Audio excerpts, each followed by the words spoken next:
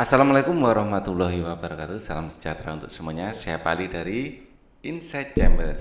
Berikut ini adalah buku tematik untuk kelas 4, tema 4 ya. Untuk pembahasan tema yang lain ada di sini.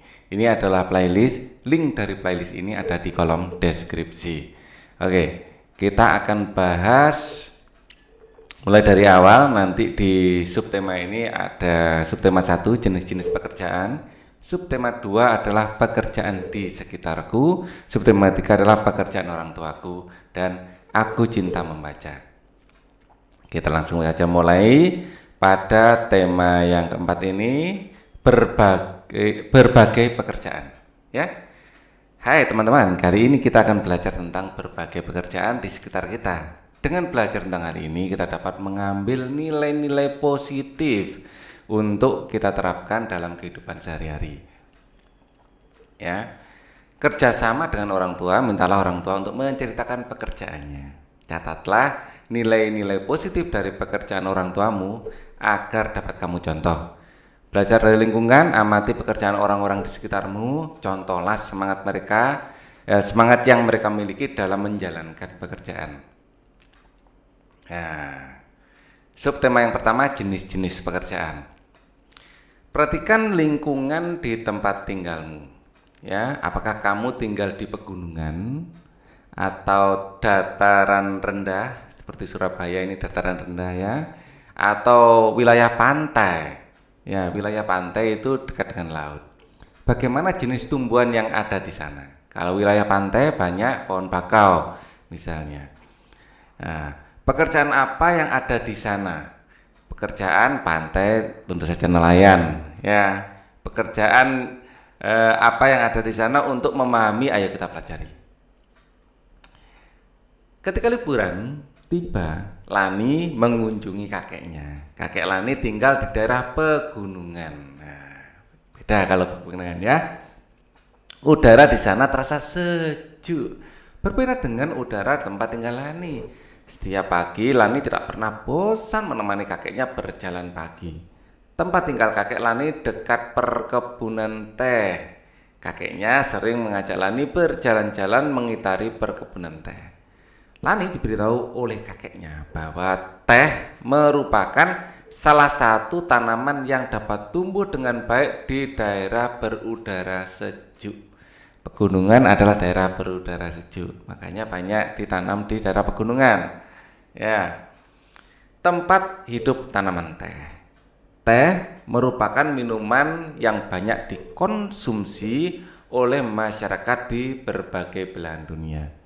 Di Indonesia, tanaman teh tumbuh subur di wilayah pegunungan yang berudara sejuk. Ya. Dekat Surabaya yang ada perkebunan tehnya adalah Malang. Ya, di daerah Lawang sana ada kebun teh. Dan ada wisata kebun teh juga. Teh merupakan salah satu tanaman yang tumbuh di daerah dengan ketinggian antara 200 sampai dengan 2000 meter di atas permukaan laut. Tanaman teh dapat tumbuh dengan baik di daerah dengan suhu antara 14 sampai 25 derajat Celcius, sejuk di daerah itu ya. Yang cukup mendapat curah hujan karena tanaman teh tidak tahan terhadap kekeringan. Curah hujan sangat dibutuhkan untuk menjaga perakaran tanaman teh. Di Indonesia, perkebunan teh tersebar di beberapa wilayah pegunungan di Pulau Jawa dan Sumatera. Kedua pulau tersebut sangat mendukung pertumbuhan teh karena tanahnya yang sangat subur.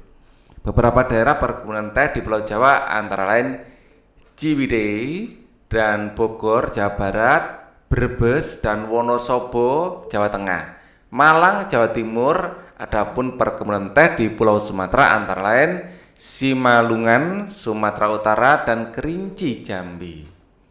Pohon teh juga berfungsi untuk mencegah terjadinya erosi, ya, pengikisan lereng gunung oleh air. Tanaman teh yang ditanam berjajar rapi dengan jarak 1 meter dapat menahan derasnya aliran air sehingga tanah tidak terkikis terbawa air. Ya, jadi Selain berfungsi sebagai bahan minuman, teh juga berfungsi untuk menjaga lingkungan. Jadi ada dua fungsi ya. Oke. Setelah membaca teks di atas, Lani semakin paham. Tak heran pohon teh di kebun dekat rumah kakeknya tumbuh subur. Iklim di sana memang sangat mendukung untuk tumbuh kembang tanaman teh. Jawablah pertanyaan berikut ini. Di mana tanaman teh dapat tumbuh dengan baik? Ya, di pegunungan dengan ketinggian 200 sampai 2000 ya meter dari permukaan laut, dengan suhu 14 sampai 25 derajat Celcius. Ya, tadi sudah diinformasikan di sini. Oke. Kemudian selain ketinggian dan suhu, dengan curah hujan yang cukup dan memiliki curah hujan yang cukup. Ya.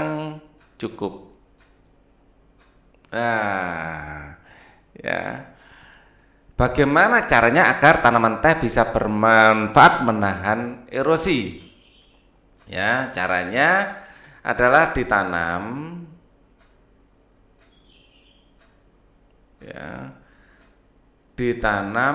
di lereng gunung.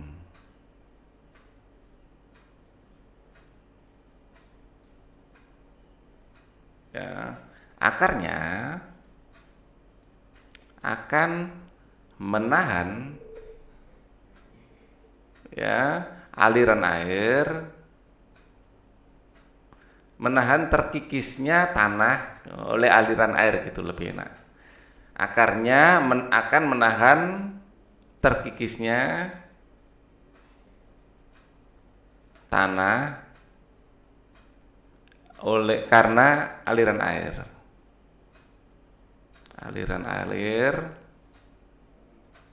saat hujan. Nah, jadi begitu cara tanaman teh bisa bermanfaat menahan erosi. Kemudian pertanyaan yang lain coba kita jawab. Apa yang terjadi apabila tanaman teh terus-menerus dikonsumsi besar-besaran? Yang terjadi ya lama-lama akan habis kalau tidak diremajakan. Akan habis. Jadi perlu untuk dikembangkan, untuk diremajakan, ya ditanam lagi maksudnya, dan dikembangkan secara baik. Artinya baik ini memperhatikan aspek lingkungan sekitar, dampak pada lingkungan. Ya, kita tidak bisa menanami semuanya teh tanpa diselingi tanaman lain juga. Jadi harus terencana dengan baik, mungkin teras iringnya, mungkin memperhatikan kemungkinan longsor. Jadi kita tidak boleh asal-asalan, intinya ya harus terencana dengan baik. Ya, memperhatikan dampaknya pada lingkungan. Apa yang sebaiknya dilakukan oleh petani teh agar tumbuhan teh tetap bertahan? Yang sebaiknya dilakukan adalah menanamnya dengan perencanaan yang baik,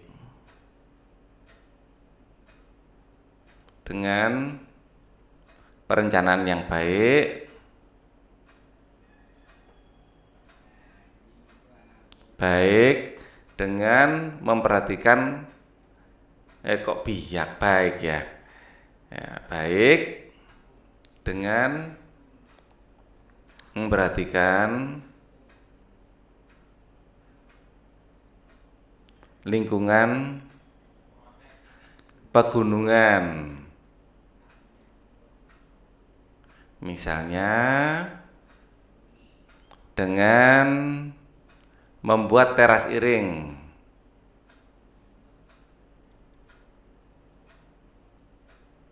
Ya, agar apa?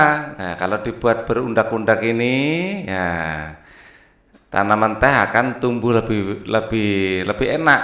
Memanennya juga lebih enak daripada miring kayak gini, memanennya juga susah. Ya, dengan berundak-undak seperti ini juga lebih bisa apa ya? Pengairan itu bisa diatur lebih bagus. Ya, tidak langsung meluncur gitu aja tapi lewat parit-parit yang sudah dibuat. Ya.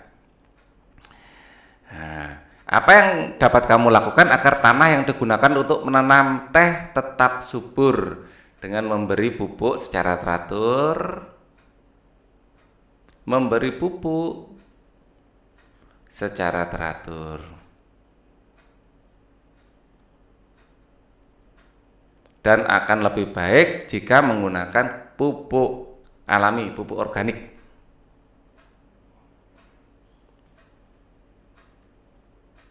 Jika menggunakan pupuk organik, karena tidak bersifat merusak lingkungan, ya. Pupuk buatan memang instan, tapi organik itu lebih alami. Diskusikan jawabanmu dengan temanmu. Maaf, setiap tanaman yang kita konsumsi harus dijaga kelestariannya. Begitu juga tanah yang ditanaminya. Tanaman adalah sumber daya alam yang harus kita jaga keberadaannya. Penggunaan yang berlebihan akan merugikan kita.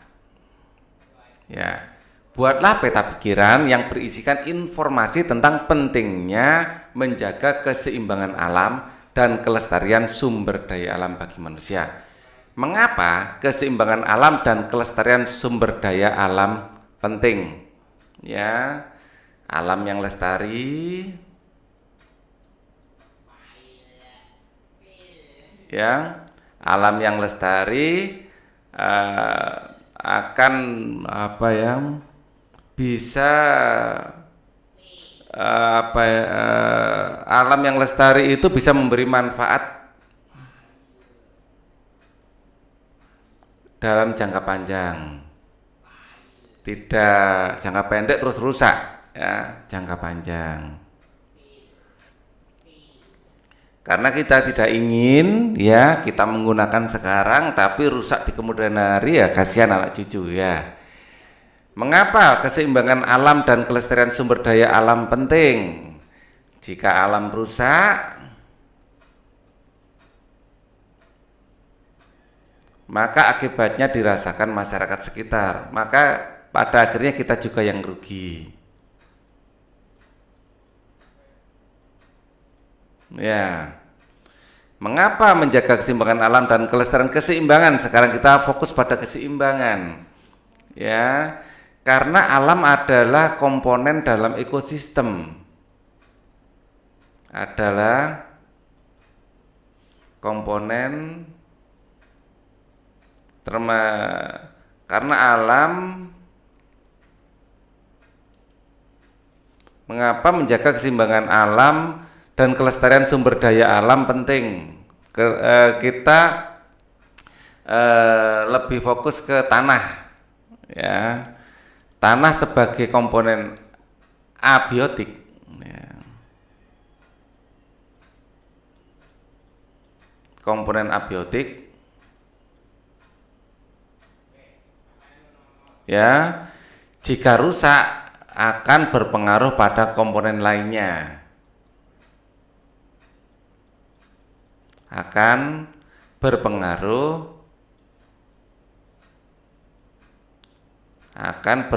pada komponen biotik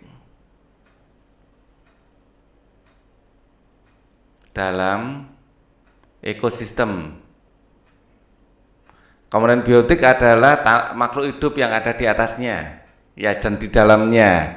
Jadi, mengapa keseimbangan alam dan kelestarian sumber daya alam penting? Sekali lagi, ya, bukan hanya biotik, ya. Bukan hanya tanah sebagai komponen biotik, jika rusak akan berpengaruh pada komponen biotik di dalam ekosistem. Itu tanahnya, bagaimana dengan tanaman atau hewan yang ada di atasnya, ya. Ya, dalam konteks ini teh, ya, tumbuhan termasuk teh,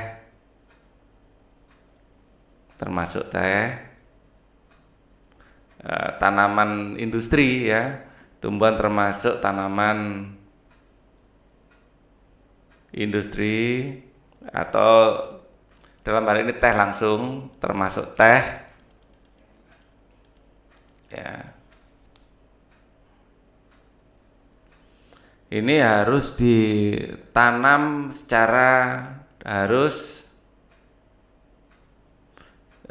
ditanam dengan memperhatikan, ya, aspek keseimbangan alam.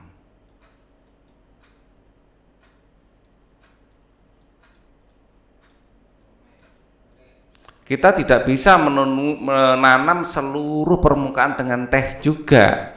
Ya, kalau seluruh permukaan kita tanam dengan teh, maka akan mengganggu ekosistem. Alam itu ada hewan, ya, yang membutuhkan kelengkapan, misalnya tawon. Tawon membutuhkan bunga untuk membuat madu, atau tanpa tawon mungkin banyak tanaman-tanaman di sekitarnya yang tidak terbantu fotosintesis penyerbukannya. Jadi kita intinya tidak boleh menanam tanaman hanya satu macam aja. Tumbuhan termasuk teh harus ditanam dengan memperhatikan aspek keseimbangan alam, ya, karena satu komponen hilang akan merusak seluruh tatanan ekosistem. Karena tanaman homogen hanya teh saja, ya, homogen akan merusak ekosistem.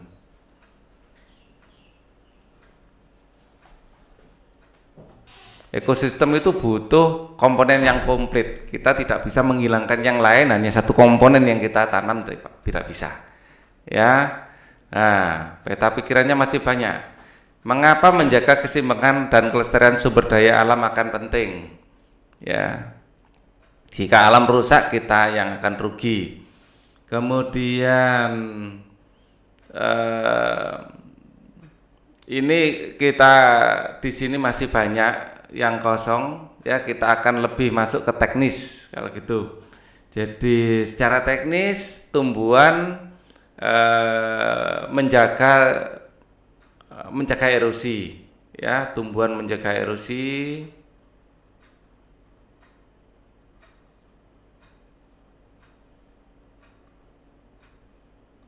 ya, tumbuhan mencegah erosi. Terus kemudian hewan, ya, seperti kayak burung, ya, ini akan membantu memakan hama, ya. Burung tidak boleh diburu secara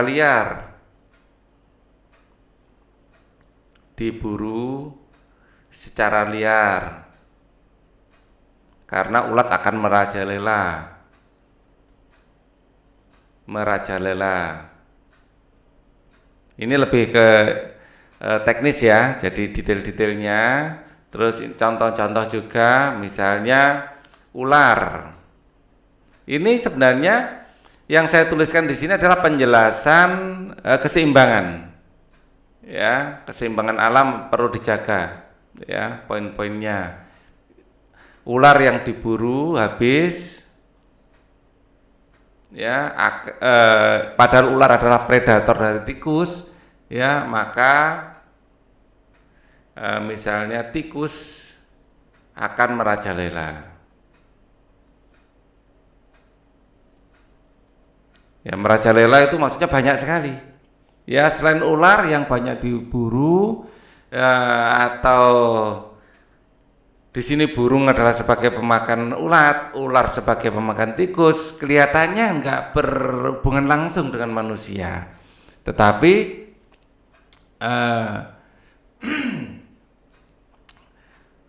tanpa keberadaan mereka, ya, tanpa keberadaan mereka, alam akan tidak seimbang ekosistemnya. Terus ada lagi, misalnya tawon tadi sudah saya ceritakan, bisa ditambahkan ya, tanpa tawon, tanpa lebah, maka tanaman-tanaman yang membutuhkan jasa tawon, lebah untuk melakukan penyerbukan akan mengalami kerugian juga karena tidak ada yang menyerbukan. Terus secara teknis lain, misalnya pohon besar, karena ingin menanam teh, pohon-pohon besar ditebangi, ya. Pohon besar juga perlukan untuk menjaga agar lereng gunung tidak mudah longsor, ya. Bukan hanya erosi yang kita jaga, longsor misalnya. Pohon-pohon besar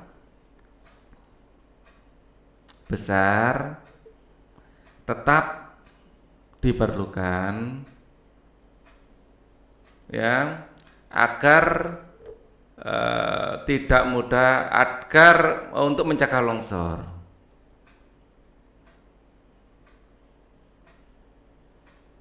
Nah, tumbuhan termasuk teh harus ditanam dengan memperhatikan aspek keseimbangan alam karena tanaman mungkin akan merusak ekosistem. Lah, penjelasan dari ini detailnya ada di sini. Ya, sebenarnya panahnya ini enggak langsung dari sini ke sini seharusnya, ya. Seharusnya dari sini nyebar ke sini. Tapi karena di buku modelnya dibikin seperti ini, ya kita terpaksa, ya. Kalau enggak terisi nanti ini kotak-kotaknya. Oke. Banyak masyarakat menikmati teh, akan tetapi tahukah kamu tentang proses pembuatan teh? Amati gambar di bawah ini. Ini adalah perkebunan teh. Kita lihat di sini dibuat semacam teras iring, ya, dan di sini ada ada sekat-sekatnya, ya, dan di sini akan membuat model seperti ini akan membantu mencegah longsor juga. Terus memanennya juga mudah, ya, karena yang manen kayak gini lebih enak di tempat yang datar, ya, datar ini bertingkat-tingkat daripada miring kayak gini, lebih susah, ya. Jadi perkebunan teh, ya, kemudian tehnya dipetik, ya, setelah dipetik diolah daun teh sehingga menjadi teh yang siap untuk dikonsumsi. Untuk mengolah teh menjadi minuman, banyak jenis pekerjaan yang terlibat. Ada penanam teh, ada pemetik teh, ada penggiling daun teh, dan pengemas teh. Apa yang kamu ketahui tentang jenis pekerjaan di sekitarmu? Bandingkan temuanmu dengan informasi yang dimiliki temanmu. Tulislah dalam diagram Venn. Diagram Venn harus memuat dua jenis pekerjaan, daerah mereka bekerja dan apa yang dikerjakan, hasil yang diperoleh, dampak dari pekerjaan mereka bagi masyarakat dan pekerja, ya. Jadi kembangkan diagram Venn-mu dalam bentuk tulisan, sampaikan hasilnya pada gurumu, ya. Misalnya di sini pekerjaan ada yang di sini ini overlapping, artinya pekerjaan ini milik pekerjaan A dan B, ya. Untuk memperoleh ini yang lain atau tetap yang teh, ya. Tulislah hasil kerjanya. Apa yang kamu ketahui tentang jenis pekerjaan sekitarmu, bandingkan temuannya dengan informasi milik temanmu, ya. Tuliskan hasilnya dalam diagram Venn. Diagram Venn harus memuat dua jenis pekerjaan, daerah mereka bekerja, apa yang dikerjakan. Oke. Diagram Venn harus memuat dua jenis pekerjaan. Ya, oke. Misalnya petani dengan pedagang.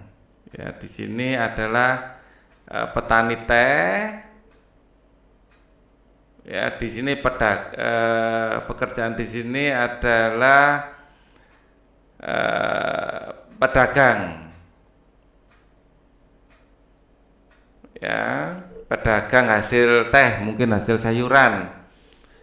Daerah di mana mereka bekerja, apa yang dihasilkan, misalnya petani di pegunungan. Ini keterangannya ya, di sini pedagang di kota, dataran rendah atau dataran rendah. Misalnya di sini di Malang, ini Surabaya, gitu yang mudah ya. Hasil yang diperoleh, ya, dampak dari pekerjaan mereka bagi masyarakat dan pekerja. Jadi di petani di sini akan menghasilkan sayur, hasil yang peroleh ya, menghasilkan sayur.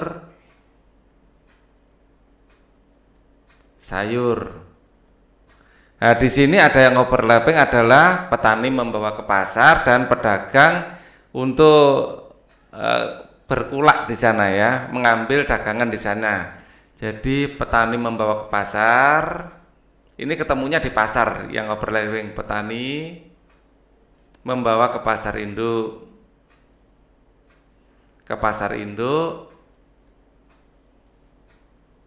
Dan dibeli oleh pedagang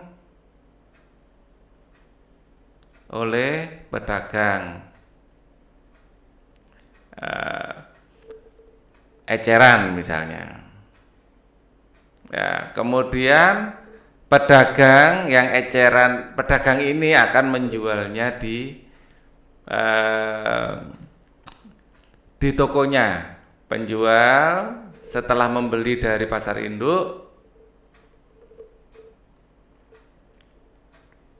di pasar induk dijual secara eceran ke konsumen.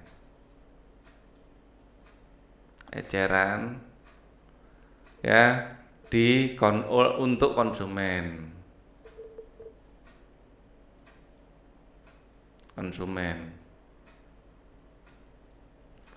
Bisa eceran atau grosir ya.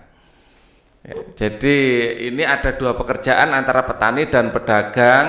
Yang overlapping ini atau yang bersinggungan ini adalah saat petani menjual barang hasil pertaniannya dan dibeli oleh pedagang. Kemudian di sini pedagang akan menjual hasil tersebut ke konsumen. Ya, jadi tidak petani langsung ke konsumen. Ya, petani yang penting sudah menghasilkan sayur. Ya, sayur dibawa ke pasar dan yang menjualnya ke konsumen adalah pedagang.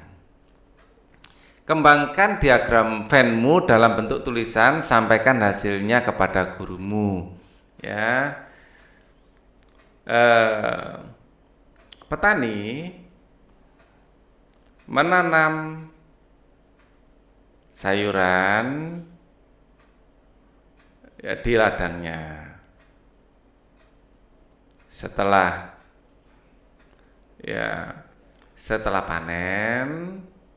panen dibawa ke pasar, hasil dibawa ke pasar, ya, hasil ya dibeli, mungkin dibawa ke pasar untuk dibeli oleh pedagang. Ya, hasil dibawa ke pasar dan dibeli pedagang, ya, dibeli pedagang grosir. Jadi melibatkan satu orang lagi sebenarnya, pedagang grosir, dan dibeli lagi oleh pedagang eceran, dan dibeli lagi oleh pedagang eceran. Pedagang eceran yang menjualnya ke konsumen. Nah, seperti ini ya. Ayo berdiskusi. Tanaman, oke, ini daripada nanti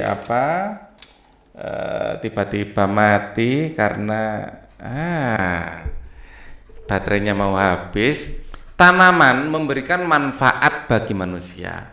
Apabila tidak berhati-hati dalam memanfaatkannya, tumbuhan akan punah. Nah, ini harus kita jaga kelestariannya. Manusia akan mengalami kesulitan. Oleh sebab itu kita wajib menjaga keberadaan tanaman dengan menanam kembali serta menjaga lingkungannya. Bacalah teks tersebut dalam hati. Ya. Taman bermain yang hilang. Taman bermain yang hilang. Malam hari merupakan malam yang ditunggu oleh Kupi, kepiting kecil. Ia menikmati saat-saat berjalan perlahan di gundukan pasir bersama ayahnya. Mereka menanti datangnya air pasang yang akan membawa mereka ke dunia yang berbeda. Ya, Kupi selalu menanti saat-saat mereka terhempas oleh air pasang, lalu tiba di hutan bakau. Nanti di sana ia pasti akan bertemu dengan teman-teman kecilnya yang lain. Upi si udang kecil, Kuro si kura-kura, dan teman-teman yang lebih besar seperti bangau cilik dan Momo si monyet. Di antara akar bakau mereka bisa bermain kejar-kejaran, petak umpet, atau tidur di sela akar yang melintang. Seru sekali saat-saat itu. Ada kalanya mereka terpisah, terbawa oleh pasang surut, kembali ke laut bebas. Namun suatu hari mereka bertemu lagi dan bermain bersama lagi. Suasana di hutan bakau tentu berbeda dengan suasana di laut lepas. Airnya pun berbeda, tidak asin seperti di laut, tetapi tidak juga tawar. Kupi tidak tahu apa namanya. Berbeda, tetapi Kupi dan teman-teman ya. Lanjutkan di sini, ya. Berbeda, tetapi Kupi dan teman-teman tetap bisa bermain dengan nyaman. Malam itu di pesisir pantai, Kupi bertanya pada ayahnya, "Ayah, mengapa kita tidak lagi pernah bisa bertemu dengan bangau putih? Teman ayah, aku sudah rindu bertemu dengan sahabat-sahabat kecilku. Aku sudah lama sekali tidak bertemu dengan Upi, Kuro, dan bangau cilik dan Momo. Mengapa sekarang susah sekali bertemu dengan mereka ya?" Sambil berjalan pelan di gundukan pasir, ayah Kupi menjelaskan perlahan. "Kupi, sayang sekali hutan bakau tempatmu bermain sudah rusak. Ayah dengar dari paman nelayan, manusia di pesisir pantai sana ingin membuat bangunan-bangunan yang tinggi menjulang. Mereka butuh lahan yang luas. Mereka menebang habis hutan bakau. Mereka membangun gedung tinggi menjulang ke langit di atas taman bermainmu itu." Ayah menjelaskan perlahan. Sesungguhnya ia tidak ingin Kupi sedih, tapi bagaimana lagi? Ayah tidak ingin Kupi terus menanti tanpa kepastian. Kupi tertunduk sedih. Pupus sudah harapannya bertemu lagi dengan sahabat-sahabat kecilnya. Mengapa manusia begitu jahat, ayah? Mengapa manusia tidak memikirkan kita makhluk kecil di pesisir pantai? Mengapa manusia hanya memikirkan dirinya sendiri? Kupi meratap pelan namun penuh amarah. Ayah ingin menenangkan hati Kupi. Ia menambahkan, sebenarnya ketika hutan bakau tempatmu bermain tebang, manusia pun menerima agak buruk, Kupi. Air laut akan semakin mudah mencapai daratan. Tidak ada lagi pohon bakau yang menahan. Lama-kelamaan air tanah di sekitar pantai akan menjadi asin. Manusia kan tidak bisa minum air asin, Kupi. Ayah berusaha menjelaskan panjang lebar. Ayah kemudian menambahkan, dengan rusaknya pantai akibat penebangan bakau, kegiatan manusia pun jadi terganggu. Sekarang wisatawan yang berkunjung di pantai ini semakin berkurang. Para pedagang yang dulu berjualan di sekitar sini tidak ada lagi. Pemandu wisata yang biasa menjelaskan tentang keindahan pantai dan hijaunya Bako pun sudah jarang terlihat. Nelayan yang biasa menjual hasil tangkapan mereka pun tinggal sedikit. Kupi tidak terhibur oleh penjelasan ayah. Pikirnya, biarkan saja manusia menerima akibat dari perbuatannya sendiri. Manusia memang sering tidak bijak. Kupi hanya ingin berdoa semoga suatu saat nanti hutan bakau akan kembali. Semoga suatu saat nanti ada lagi taman tempatnya bermain. Semoga suatu saat nanti ia masih bisa bertemu dengan sahabat-sahabat kecilnya. Kupi hanya bisa berdoa. Semoga kelak manusia bisa bertindak lebih bijaksana. Semoga. Ditulis oleh Santi Henrieti. Jawablah pertanyaan berikut berdasarkan cerita di atas. Siapa yang tinggal dalam hutan bakau? Kupi. Yang ditinggal bakau ini adalah Kupi ya. Kupi ayahnya tidak tinggal sih, sering singgah ke sana ya. Terus ada Mumu, Mumu monyet ya, monyet. Ada Kuro tadi, si kura-kura. Terus ada Mumu monyet, Kuro kura-kura, terus ada lagi udang, udang. Ya. Apa yang bisa dilakukan Kupi dengan ayahnya? Apa yang bisa dilakukan? Hanya bisa berharap suatu hari nanti manusia akan bijaksana. Ya, manusia akan bijaksana. Ya, mengapa Kupi sedih dan marah? Ya,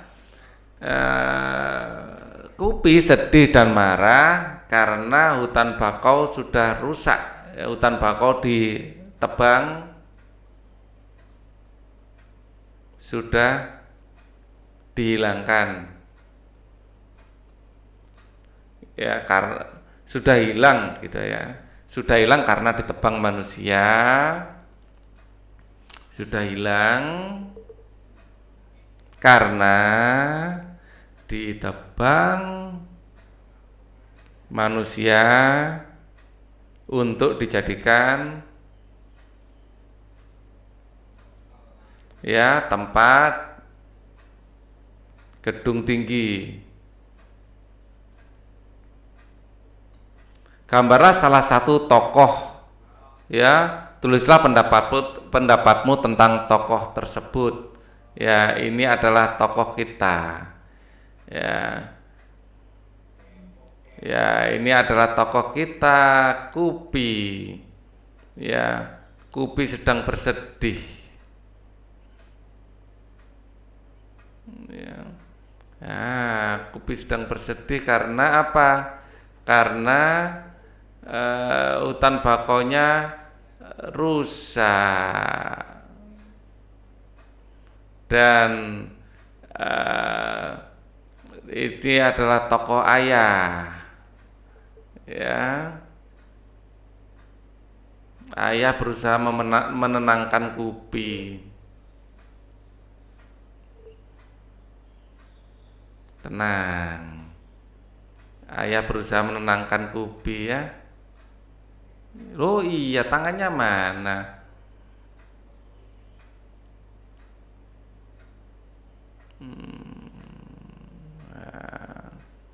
Ayah berusaha menenangkan Kupi.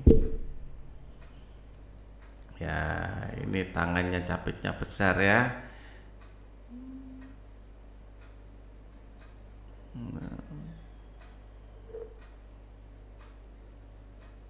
Nah, Kupinya bersedih. Ayah berusaha menenangkan Kupi.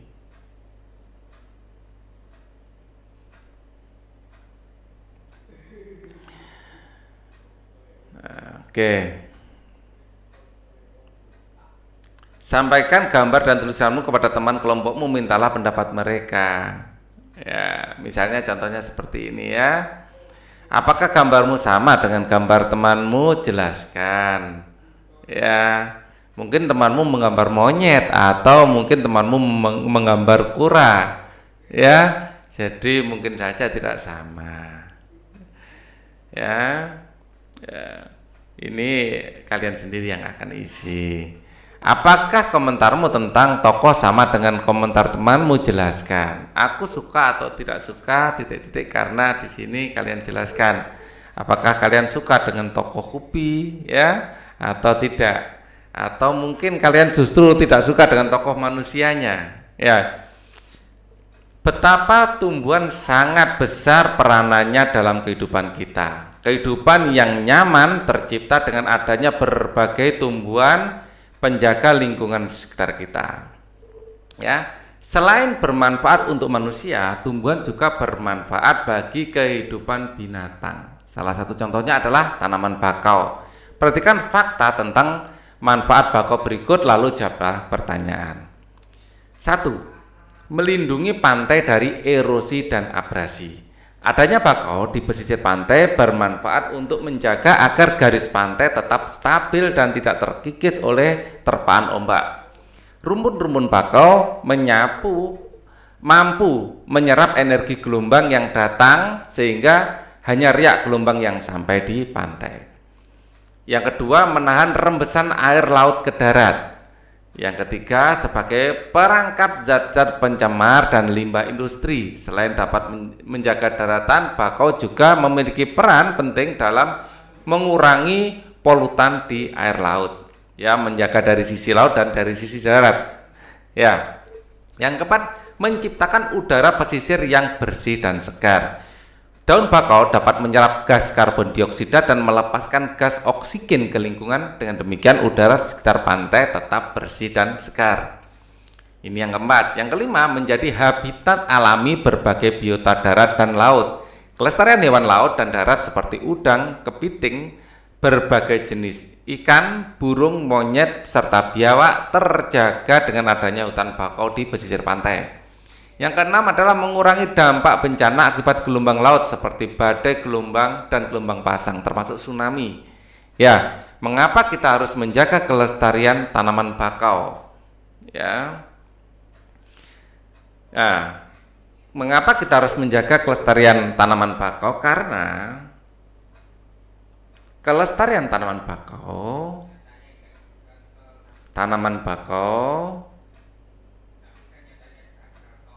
ya, kelestarian tanaman bakau penting untuk menjaga kestabilan ekosistem.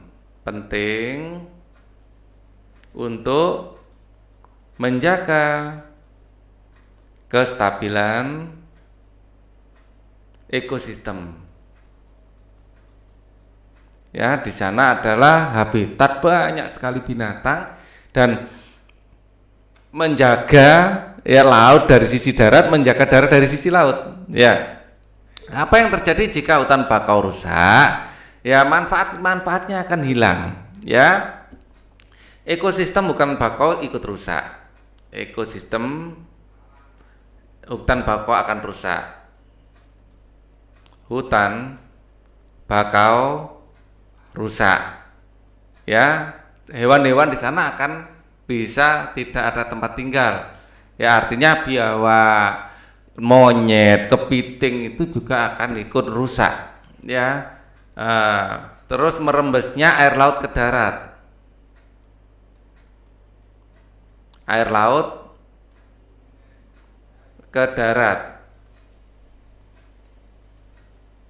Jadi air tanah menjadi asin.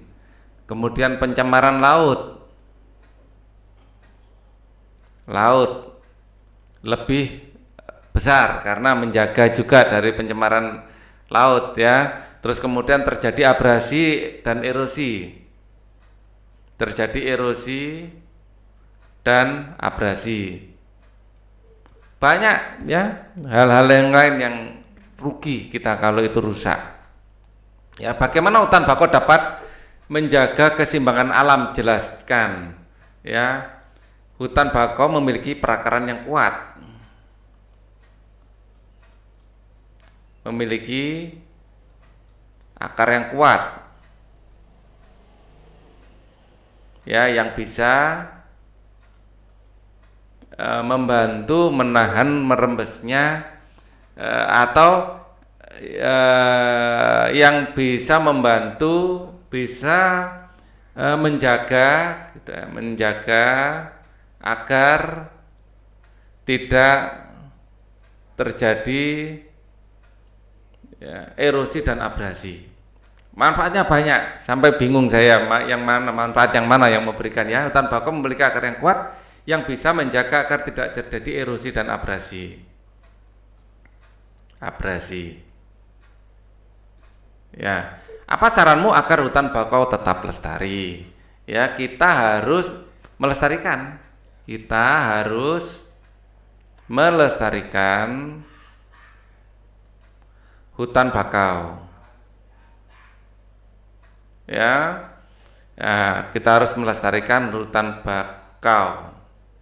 Ya, kita harus melestarikan hutan bakau. Kemudian kita harus pemerintah harus membuat undang-undang bahwa tidak boleh perusakan itu terjadi dan ada perlindungan hukum ya untuk menjaga hutan bakau, seharusnya seperti itu. Ya. Perusak hutan bakau harus ditindak dengan tegas. Ya, intinya kita harus melestarikan hutan bakau ya. Oke. Kita harus mengkampanyekan ya, yang bisa kita lakukan mengkampanyekan pentingnya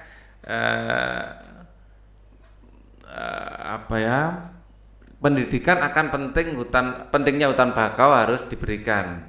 Pendidikan akan pentingnya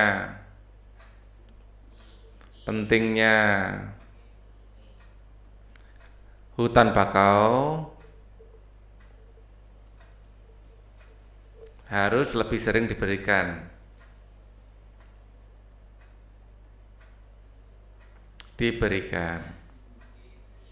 agar masyarakat sekitar ya itu sadar akan pentingnya hutan bakau. Diskusikan hasilnya dengan teman di kelasmu. Di sekitarmu terdapat sumber daya alam yang harus kamu jaga. Sebutkan 2 sumber daya alam yang ada di lingkunganmu dan tulislah paling sedikit 3 kegiatan untuk menjaganya. Ya, kebetulan Pak Ali hidup di Surabaya, jadi dekat dengan hutan bakau. Ya, sumber daya alam misalnya hutan bakau. Saya pakai lagi. Contoh kegiatan untuk menjaga kelestariannya adalah menggunakan tidak menebang hutan bakau, mencegah penebangan hutan bakau secara liar,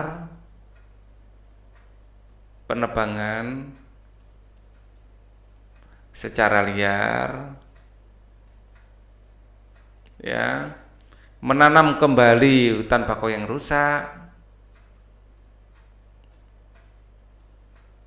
hutan bakau yang rusak,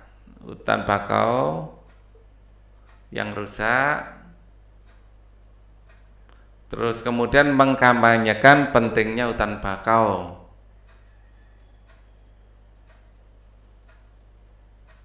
Pentingnya hutan bakau. Sumber daya alam apalagi yang ada di sekitar kita? Sumber daya alam yang ada di sekitar kita misalnya adalah hutan misalnya ya, hutan hujan tropis di Kalimantan ya, contoh lain ya, hutan hujan tropis, hutan di Kalimantan, kita cari yang jauh, hutan di Kalimantan ya. Hutan Kalimantan itu adalah contoh kegiatan manusia untuk menjaga kelestariannya. Di sini kita sama ya, mencegah penebangan secara liar.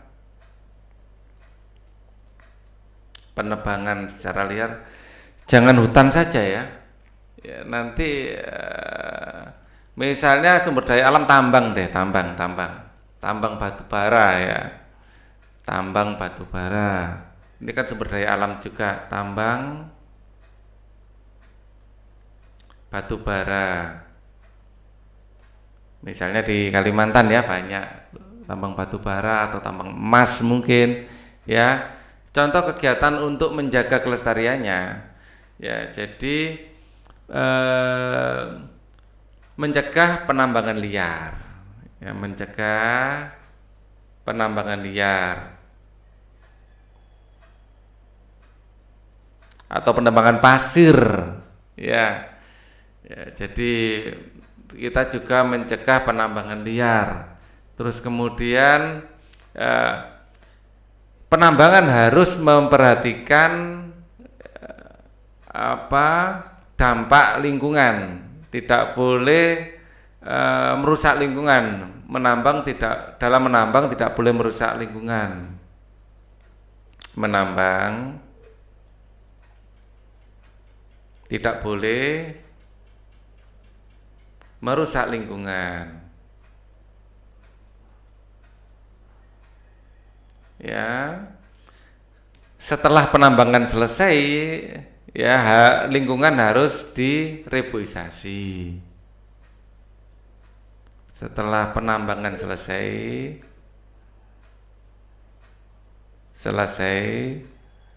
ya, itu kan tanahnya dikeruk kan ya, harus melakukan reboisasi.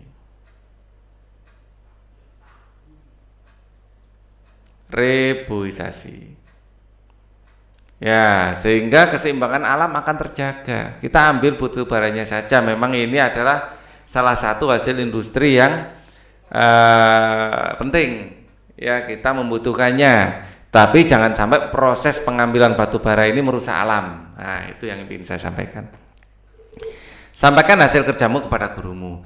Kita harus bersyukur kepada Tuhan Yang Maha Esa yang menciptakan beragam tumbuhan. Yuk membuat poster untuk menginformasikan, lah ini proses kampanye, menginformasikan pada temanmu di sekolah tentang pentingnya menjaga dan menyayangi tumbuhan yang ada di lingkungan kita.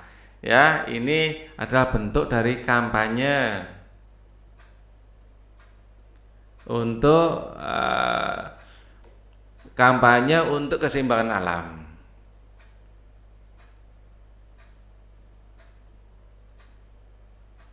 Ya, untuk menggugah kesadaran masyarakat. Ya, ayo renungkan bagaimana tanggung jawabmu terhadap tugas-tugas di sekolah selama 1 hari ini. Sudahkah kamu mempraktikkan ajaran untuk menyayangi, menjaga dan merawat tumbuhan di sekitarmu? Ya, sudahkah kamu mengajak orang-orang di sekitarmu untuk menjaga dan merawat tumbuhan? Ya, kita bisa melakukan itu dengan membuat poster-poster untuk mengkampanyekannya. Ceritakan tentang pentingnya tumbuhan bagi kelangsungan kehidupan di bumi. Diskusikan dengan orang tuamu tentang jenis pekerjaan yang membantu tanaman tumbuh dengan baik. Ya, nanti pelajaran kedua akan kita bahas di video selanjutnya. Untuk video ini cukup dulu. Thank you for watching. Wassalamualaikum warahmatullahi wabarakatuh.